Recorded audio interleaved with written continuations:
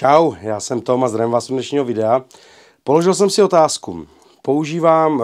Roky používám vpichové teploměry na měření teploty uvnitř masa, při pečení, při grilování, při uzení masa, při dělání barbecue.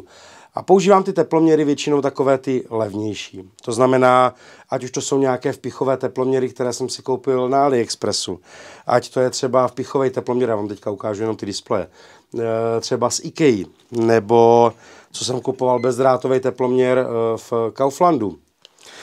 Teď jsem si nově koupil bezdrátový teploměr v Lidlu. A říkal jsem si, jestli vůbec má smysl používat tyhle levnější teploměry, jestli jsou dostatečně přesný.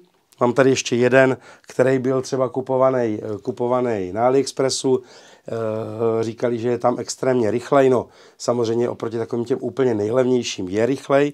A říkal jsem si, jestli má smysl pro mě si koupit opravdu drahý teploměr, drahý vpichový teploměr, a jestli tam uvidím ten výrazný rozdíl v té ceně, který je oproti tady těm levnějším teploměrům, a jestli do něho mám zainvestovat. Jestli například tyhle teploměry neuvádějí nějaké špatné hodnoty, tak jsem si říkal, že nebude nic jednoduššího, než to vyzkoušet.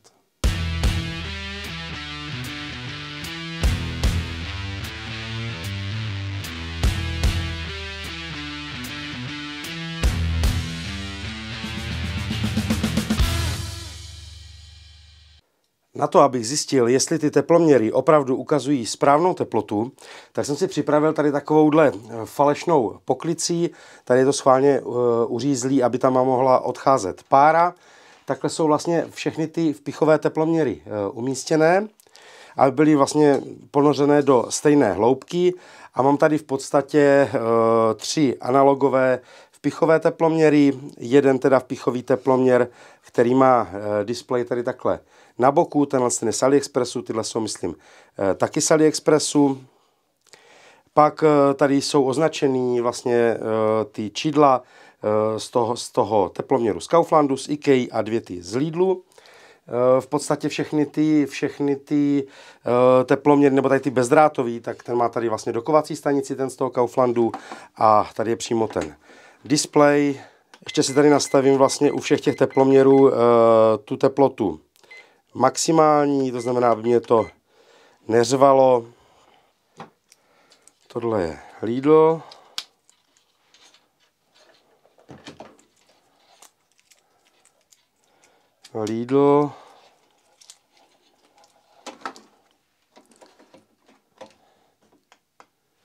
Tady ta IKEA.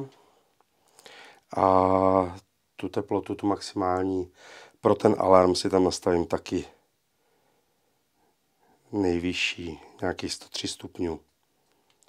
Tak. To primární měření budu provádět vlastně na bodu varu vody, kterou si tady uvařím, takže já teďka dám vařit vodu. Jakmile bude vařit, tak vyzkoušíme nejdřív rychlost odezvy tady tohohle z toho vpichového teploměru, který by měl být rychlý. Pak tam samozřejmě všechny znova nebo naraz ponořím a uvidíme rychlost jednotlivých těch ostatních teploměrů. Ještě pro kontrolu budu mít připojenou termokameru, která to bude celé snímat.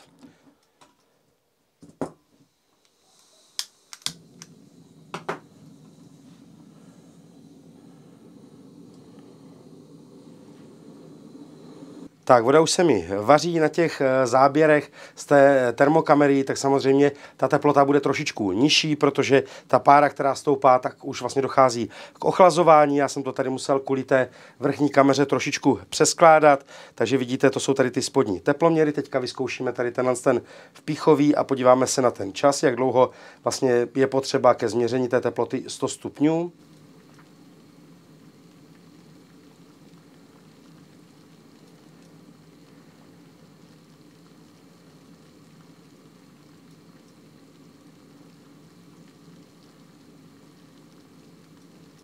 Tak, tady nám to ukazuje nějaký 98,2. A teďka si tam zkusíme vložit vlastně veškeré tyhle teploměry a uvidíte jejich rychlost a v podstatě i tu přesnost. Tak, 3, 2, 1, teď.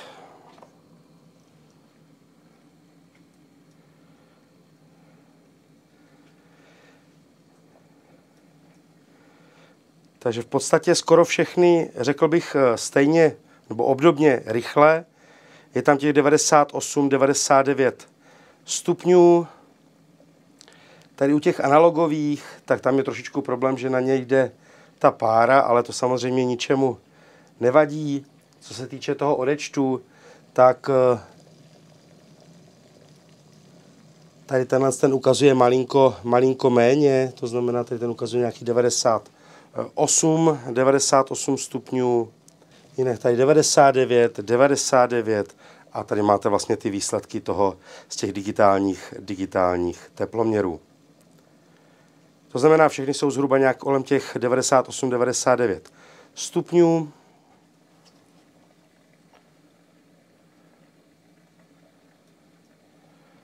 Zkusím ještě jednou změřit tím vpichovým teploměrem.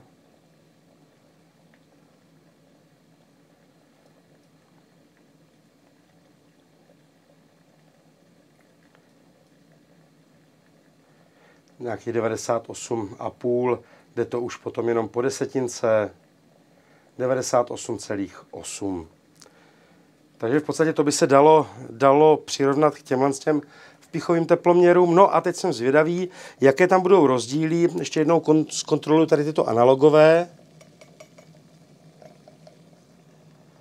Takže víceméně tady tyto dva mají stejnou teplotu, nějakých těch 99, ten nějaký 98. Takže tady rozdíl 1 stupně, stejně tak i tady u těch, kde ty dvě sondy od toho Lidlu ukazují 99 stupňů, ten z IK 98, z Kauflandu 99, pokud by to nebylo vidět. Takže v podstatě stejná ta tolerance toho 1 stupně a zkusíme teďka vypnout tu vodu nebo zahřívání té vody a uvidíme, jak budou chládnout postupně. To znamená, já to teďka střihnu, až vlastně se to třeba dostane k nějakým 80 stupňům, pak 60, ke 40 a uvidíme, jaké tam budou ty rozdíly. Nestihl jsem těch 80 stupňů, ale máme tady zhruba nějakých 75, 77. Já to zamíchám, tu vodu.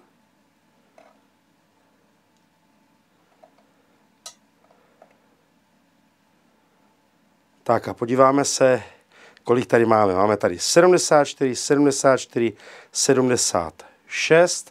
Na těch analogových tady máme nějakých 74,5, tady 76 skoro, tady 76. Ono tady už nám to přeskočilo. A co ten vpichovej?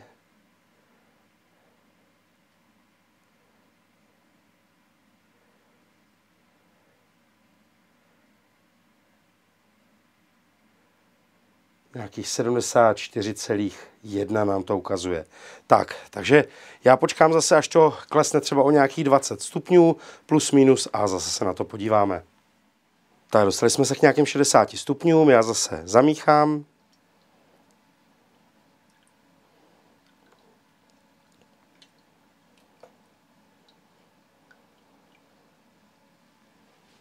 Tak. A u digitálních teploměrů vidíme teda 59, 59, u obou dvou z Lidlu 60. Zkusíme ten vpichový, tady ten ruční, tak kolik nám ukáže? 58,6, 58,9, 59,1. Tak a tady u těch analogových to máme tady na rozmezí 59,5 zhruba, tady 59, tady 60. Takže vidíte, že opravdu teďka ten rozdíl je tam zhruba kolem toho 1 stupně. Já počkám zase na nějakých 40 stupňů a podíváme se, jak to bude vypadat u těch 40 stupňů, což si myslím, že bude takový ten poslední rozdíl těch teplot, který nás zajímá. Jak vidíte, opravdu ty teploty se postupem času srovnávají, takže to si myslím, že by bylo fajn. Tak uvidíme za chvilku. Tak, tady to máme kolem těch 40 stupňů, tak já to zamíchám.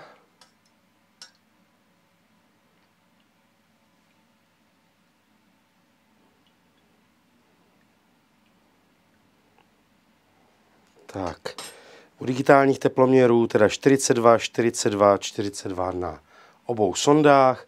U těch analogových tady je to nějakých 43, tady taky nějakých 42, 43 a tady 43. Co nám řekne tenhle ten teploměr?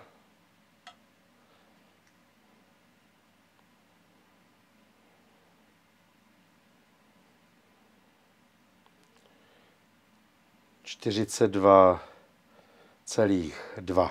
Přemýšlím nad nějakým srovnáním. Viděli jste, že vlastně všechny ty teploměry, i ty analogové, i ty digitální, mají nějaký rozdíl v těch teplotách. Není to vždycky úplně všechny na 100% přesné, nejsou to laboratorní teploměry, ale dokonce jsem se díval, že i laboratorní teploměry, který jsem chtěl původně zakoupit, nebyly to vpichové teploměry se sondou do masa, ale byly voděodolné, tak i oni uváděli, že třeba kolem 70 stupňů v rozdílu oproti té skutečné teplotě tam může být až 2stupňová odchylka, což mě u 70 stupňů přijde docela dost vzhledem k tomu, že se jedná o laboratorní certifikovaný teploměr. Nakonec jsem ho teda nekoupil pro tady účely tohohle z toho testu, mně stačilo vlastně jenom to, co jsem tady měl a co já vlastně používám. Překvapily mě teda ty analogové, ty bych doporučil použít opravdu spíše jako orientační. Co se týče těch vpichových teploměrů, tak ať už to byl ten z toho Kauflandu, tak fungoval, má tam trošičku nějaký problémy s tím, že tam nedosedají moc baterky, třeba ze své zkušenosti, že když se s ním drbne, tak se restartuje, ale to je celkem pro moje účely i dostačující. Zase to píplo. Pak jsem měl tady ten z té IKEA a funguje úplně zcela bez problému.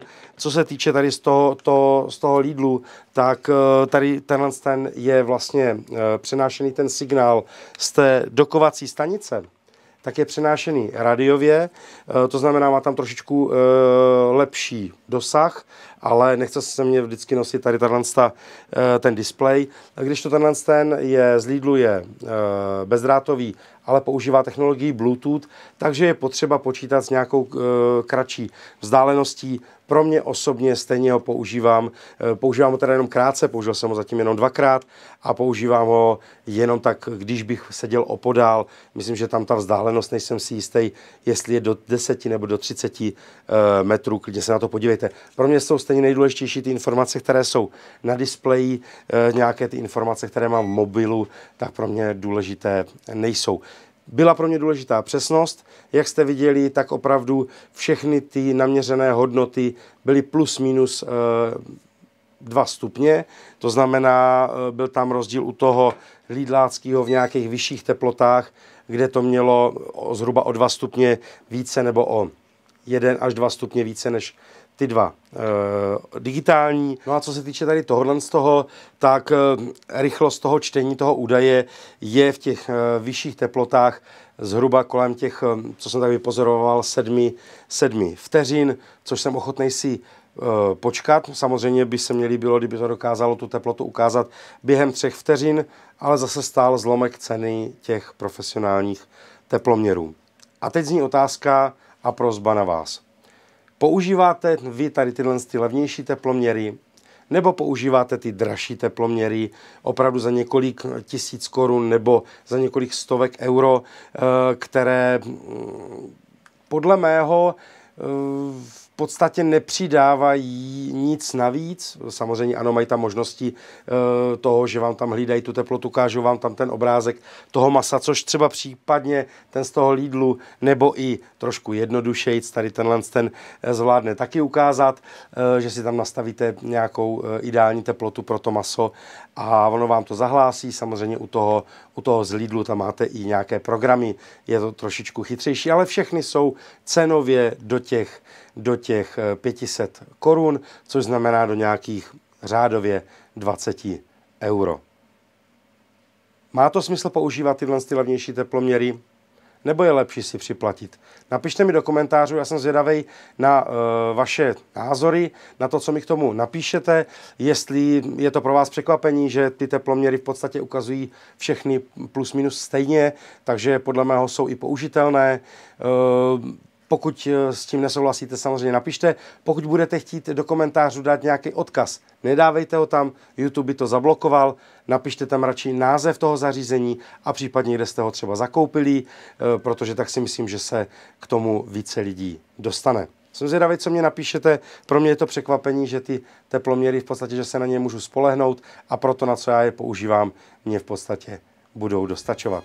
Tak jo, mějte se hezky, doufám, že se vám video líbilo, doufám, že bylo k něčemu a já se vám uvidím u dalšího videa, ať už tady z dílny nebo u čehokoliv jiného. Mějte se hezky a někdy zase. Čau. Jo a hlavně, ať se daří. Ještě bych chtěl poděkovat všem těmto patronům a členům za podporu. Moc si toho vážím, díky moc. No a máte tady na výběr další 2 videa, na které se můžete podívat, tak směle do toho.